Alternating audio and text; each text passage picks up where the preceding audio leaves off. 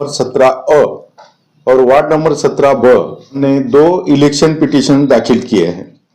एक इलियास इकबाल मेमम का है और दूसरा नूरजहाबी आशिक खान का है। और दोबारा इलेक्शन लेना ऐसा हुक्म कोर्ट कर सकती है।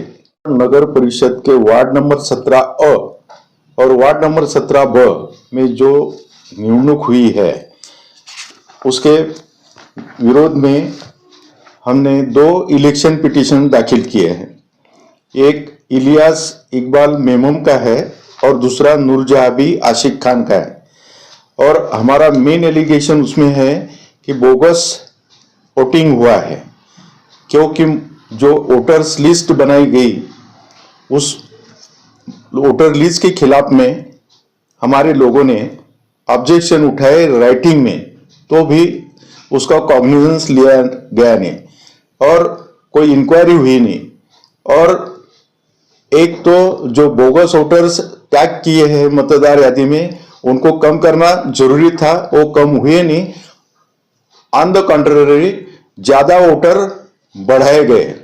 यानी ये जो मतदार यादी बनी है ये फेयर नहीं है और इसके आधार पर जो वोटिंग हुआ है वो वोटिंग एक एक वोटर ने 2-2, 3-3 बार किया है।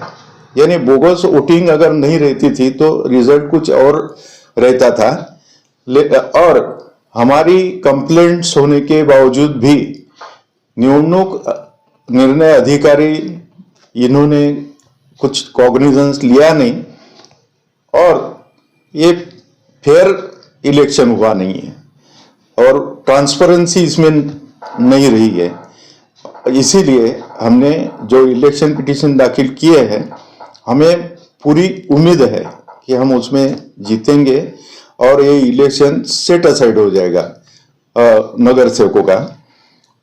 और दोबारा इलेक्शन लेना ऐसा हुक्म कोर्ट कर सकती है। तो और नगराध्यक्ष पद के लिए भी पिटीशन दाखिल हुआ है और रजनी संजय सावकारे इन्होंने दाखिल किया है। अगर वो इलेक्शन पिटीशन में भी मेरिट पर एविडेंस आ गया तो वो भी इलेक्शन सेट असाइड हो सकता है। इसमें कितने वोटर जो है आपको लगता है कि बढ़े? ये वार्ड में तो कम से कम 2000 वोटर्स तो बोगस लग रहे हैं, जो कि लिमिट यानी हद के बाहर रहने वाले हैं, बाहर गांव के हैं, कुछ भूसावल के दूसरे वार्ड के हैं। ये मामाजी टैक्स के पास का गवली मोहल्ला है, वहां के बहुत सारे वोटर्स वार्ड यानी यादी में उनके नाम आए हैं। ग्राम पंचायत और ग्राम पंचायत की हद्दी के लोगों की भी नाम है। खड़का ग्राम पंचायत में बहुत सारे लोगों के ऐसे नाम आए हैं कि जो वार्ड के सीमा में रहते नहीं है और उन्होंने 2-2, 3-3 बार वोटिंग किया हुआ है।